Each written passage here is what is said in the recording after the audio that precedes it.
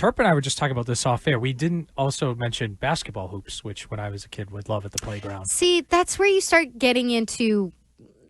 I don't consider that playground equipment because it's like then you start talking about the softball field, like how far do you take that, like I don't think we can start introducing actual athletic gear, like athletic equipment. You gotta be talking about playground equipment. That'd be by far number one though. Yeah. If it was on the list. Yeah. Well, yeah absolutely. Yeah. But also I would say I've been compared to a young Steph Curry out there, when I was That's my game too. Yeah. Because you were always breaking your ankles and you're just like thanks, Meg. I appreciate walking around with them wrapped up. Yeah. The voice you hear there is Justin Turpin, known for his Pure Hoops segment. And so we wanted to bring him in on our conversation about the big news that was announced by the Celtics yesterday, that the ownership has officially transferred from the Grousbeck family to Chisholm and Company, including notably 6th Street. So the Bill Chisholm era is here.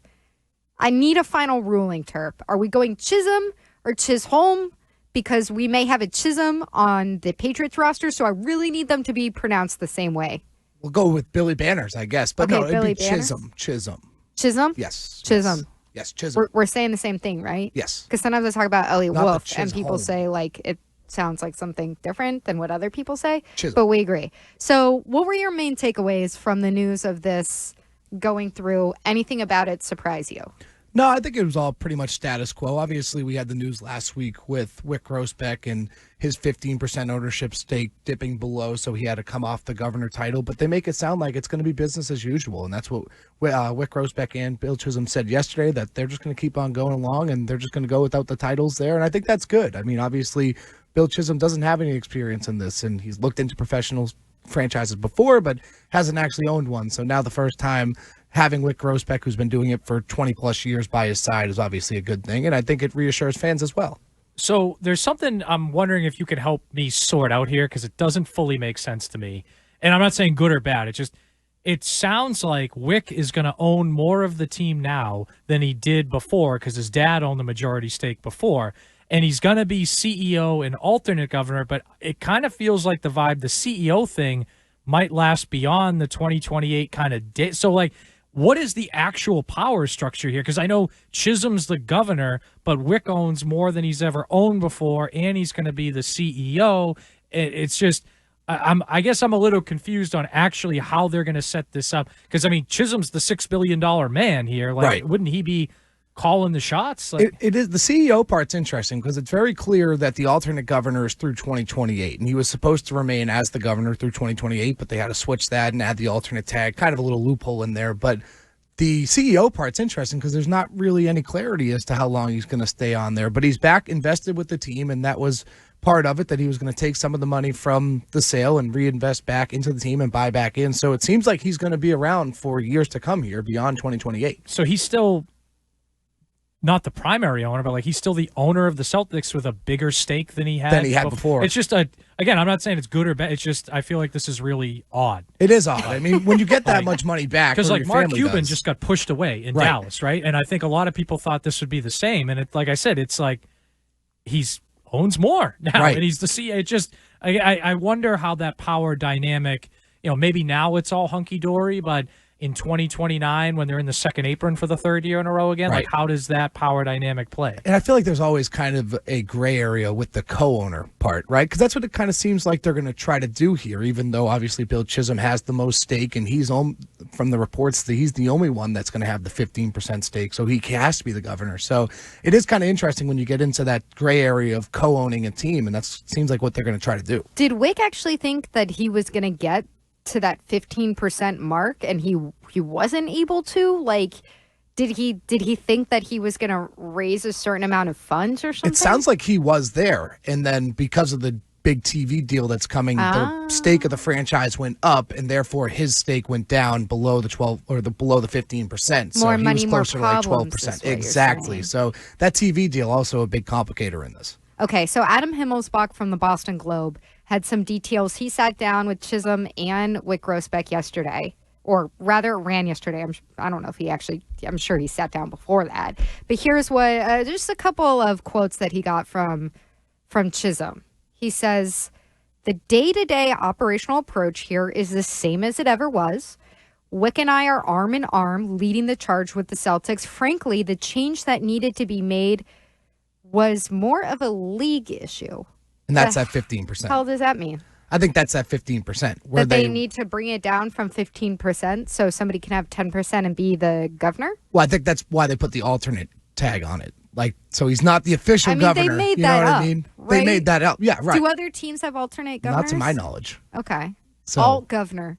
He's an alt governor. Wasn't Cuban that for like a year, and then they stripped it from less him? than that. It was kind of a very similar situation. So but they Cuban stripped was him the alternate governor with the Mavs. with the Mavericks, right? When he Briefly, sold, though, right? very briefly. Interesting. And then they moved on, and I think that was part of the 15% stake thing. So Okay. I'm not trying to rain on the parade here, but he says we're in lockstep, Wyc and I, all that. So if that's the case, why are Holiday and Porzingis both gone? Well, I think they've been very clear about that. And Everybody. I know you're going to tell me the second apron, right? And the basketball pen, but if they're freezing your first round pick and you're an NBA championship contender, it's going to be near the end of the first round anyway. And I know there's other I guess that's the only. And I know Chisholm is a Celtics fan and all that. I get it, but it's. I guess like I said before, that power dynamic between him and Wyc, it feels like Wyc, and if Pags had bought the team too, would have just kept a lot of these guys, and now some of them are gone. Like, again, I can understand trading one. I think that has more to do with Tatum than anything. Tatum's injury. I can understand trading one of them, right? Holiday or Porz. It's just the both thing. Well, just one of them wasn't going to get them under the second apron, though. Yeah, so I guess it was going to happen no matter what, regardless of the Tatum injury. And I think people also forget, like, they were going to lose that series regardless. Yeah. Even if Tatum was healthy, they were on their way being down 3-1 and losing that series. So were you going to justify bringing back a $500 million roster for a team that didn't have its best player and just had a second-round exit and didn't meet expectations last year? I mean, the reality is the new NBA, the windows are so much shorter. Years ago, this team should have had another crack where they win a championship, they mess around, they find out, and then they have another chance to right the ship and win another one. That's the old NBA. Those days are gone now, just with the second apron, and they want the parity, and that's what they're getting. And I think every league office around the whole NBA has been very clear, like, there's nothing they can do. Like, teams cannot live in the second apron from a basketball standpoint and from a financial standpoint. Yeah, what's confusing to me is that this is clearly punishing the Celtics right now because of moves that they started making before all the second apron stuff came in, and because they happened to hit on two guys who were all NBA in the draft. And they feel like instead of being rewarded for that by giving those guys the Supermax contracts, now it's restricting what they can build around them.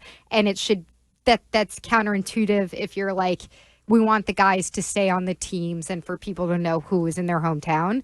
But at the same time, like, isn't having the second apron to contain the spending for owners around the league? So what's weird to me is, like, on the one hand, you have owners like, I would assume from the Celtics, saying it's really tough on us with this second apron. But at the same time, it's the owners overall collectively who agreed to put in the second apron so that they wouldn't be trying to chase a Phoenix Suns owner who's just going to spend out the wazoo no matter what. Yeah, it does seem... It's like kind of the guy standing in the hot dog costume being like, we're all trying to find who's responsible for this. Right. Like, they're upset. Maybe the Celtics oppose the second apron completely. I just think it's kind of like a weird dynamic. I also don't know if teams really knew what they were getting into with it. Like, I think they had the idea that this was going to be a hard thing to deal with, and then when it actually happens, it's like, oh, wow. Like, you go from having the team the Celtics had this last year to the one you're looking at going into this year. It's night and day, and it's really hitting close to here because this is the first team that we've seen in the NBA to be ruined by the second apron. Like, the Celtics are like the guinea pig in a way. So it does make it a little bit different, like seeing it firsthand. It's like no one's ever done this before. The Celtics are the first team to be ripped apart by it, and there are more coming. Like, Cleveland's a second apron team right now. They're over by 20 million. Oklahoma City's going to be there in a couple of years. So it's going to come. Everyone's going to eventually have to pay their dues. And I mean, that's just the reality of the league. I think maybe a tipping point would be, look, Oklahoma City is a tiny market, but if they have a big cultural impact, like if they rip off a couple of championships and look like a dynasty and are forced to break up in like if they're Warriors-esque and then they're forced to break up because of the second apron and the CBA, then maybe fans, like casual fans, will start saying, hey, this is not the way that we want the league to go. We want them to be able to keep chasing rings because it's chasing greatness. And I think you and I, Turp, have talked about this before. The Celtics are being punished for being smart. Yes. Like the Lakers could have drafted Jason Tatum and they took Lonzo Ball. Mm-hmm. Like the Celtics, and go to the Porzingis trade. The Celtics drafted and developed Marcus Smart into a piece that was worthy of trading for Porzingis. So yeah, did they spend a lot of money? But also, like, they drafted and developed the sixth man of the year in Pritchard. And it's not, you hit the nail on the head. It's not just the Celtics. It's going to be OKC. What about Indiana, who just lost Miles Turner? Halliburton's going to come up. How about Orlando, who could go to the NBA Finals next year? All those young guys. They got 2 years. And then, Mego, you mentioned Phoenix, and you're right, but, like, they spent all that money, and they weren't a real contender. Right. Like, so, like, the teams that are smart are getting punished for it. And to me, that doesn't, it's not just the Celtics. Like, it's going to happen to these small market teams. It could happen to a big market team. Like, we saw the Knicks have to get rid of Hartenstein as well a couple of years ago because of some of these concerns. And I think that's where I wonder if you're right, Terp, and that maybe the owners and the teams weren't fully cognizant of, like, holy crap, this is what we're getting. Like, yeah, it's going to be big, but, like, whoa. I think Brad Stevens has been pretty clear about that. Where he's but we Brad knew it was coming down the line. Isn't an owner. No, you know, like, but he's the one that has to kind of go through all this. You know what I mean? Of course. Well, of course, the guys in the front office who are trying to make the moves and build the teams are going to be frustrated by any constraints they put on them. But I do want to get a little bit more into this Himmelsbach article. So he writes about how when it became clear the governor title wasn't going to be available because of math, Bill said, well, then we're just not going to use that word around the office. So that says this is what Wyc is saying. So that says a lot about Bill, that he doesn't care. He just wants to do the right thing for the team. And I feel the exact same way. We're shoulder to shoulder.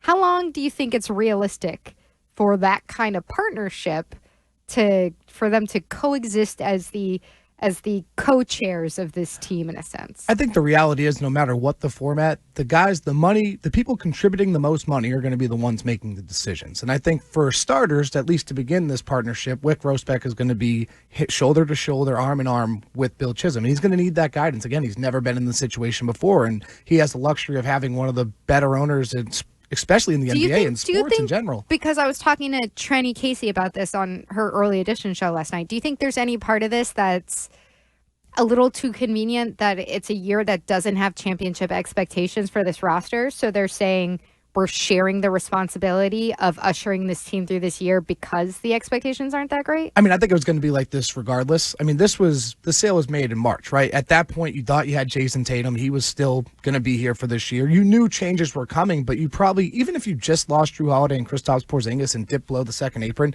had you had Jason Tatum, the expectations of this team would be crazy differently. It would be a lot different. So I don't think it's necessarily that, because nobody could have predicted Jason Tatum tearing his Achilles. Like, that's the biggest issue with this team. Like, if they had him and Jaylen Brown, you're automatically a contender. We've seen it the last 9 years they've been together. Every year those guys are together, you're a contender. So I don't think it's necessarily that. It's just, it's terrible timing to take over a team when you're getting ran through by the second apron and then you lose your best player, an all-NBA player. You feel bad for Chisholm. I do a little bit. I mean, part of me, yes, part of me does. I mean, obviously, like, there's no really telling that. This is just a terrible time to come through. And I think for the most part, fans do understand that there was no way around this. Like, they understand the weight of the second apron and how it's going to affect teams moving forward. But there are also some, it's like, all right, why'd you trade the unicorn and bring in, like, George Niang? I know he's gone, but you're bringing in... Do you think that Kristaps lost some of that, like, goodwill, 100%. though? John and I were talking about that before the show. Because of all his health stuff? Like, not even that, just the postseason alone.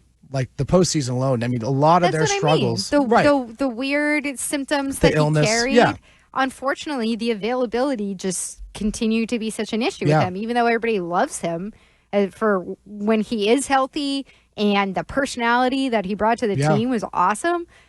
But the guy had 2 postseasons where the second one especially just think of was missing serious time. The turnaround from game 2 against Orlando, and he's bleeding down from the face. 30 points in that game, right? Yeah, he was pretty. He scored a decent amount around. Yeah, whatever. Yeah. He's coming out pumping his fist, blood dripping down his forehead. Everyone's going nuts, and then even 2 weeks later, everyone's just done with him. Okay. Absolutely done with him. Terp, let me ask one more thing, because there's a quote here, and I want to ask you who you think that they're talking about. Okay. This is Chisholm. This is from Adam Himmelsbach's article in the Boston Globe. Quote, it got to a point where we were able to curate and choose who we wanted in the group. There were people who didn't make it. And I'm not pointing at anybody in particular, but there were some folks that didn't fit. There were some folks we really wanted, and we were able to put together a group of people who are passionate about the Celtics and the community and have connections to Boston. Would that be Steve Pagliuca? That's not very nice. Why would you guess that? Is that well? Who do you think? I don't know. That's why I'm asking you. I think that's who that sounds like to me. There were some folks we really wanted. We were able to put together a group of people who are passionate about the Celtics and the community and have connections to Boston. I would say that Pags fits into that category. Yeah. I would have liked to see. I would Pags like to know in what this. Pags bid.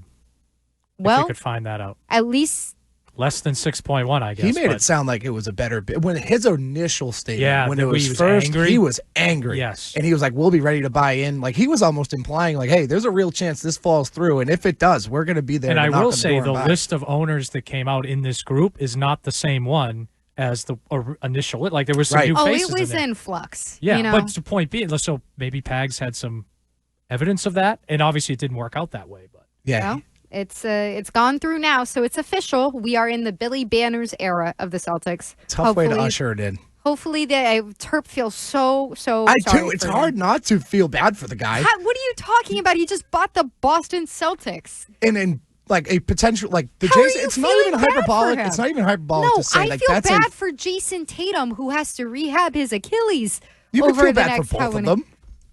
I would love to own the Celtics. I don't care if the Celtics had nobody on the roster. If I was picking up the Celtics with Brad Stevens in his rookie year, if I'm pretty buying close that this year. team, it is not close. Tatum's Get out pretty of here. close. I mean, You're that being- front You court are is a being a disaster. clown right now. But I would take that Celtics team in a heartbeat. I do not feel bad for anybody owning the Celtics. It's an historic, awesome tentpole of the NBA. Get out of here. And Jason Tatum is coming back. So He'll relax. be back. in March.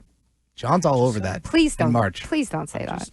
Just, That is there's a not the path. right path There's for a him. path. There I'm is a just saying. path. It's not the correct one, in my opinion. Let him heal. Let him take care of himself. All right. Thank you, Turp. All right, guys. Thank you.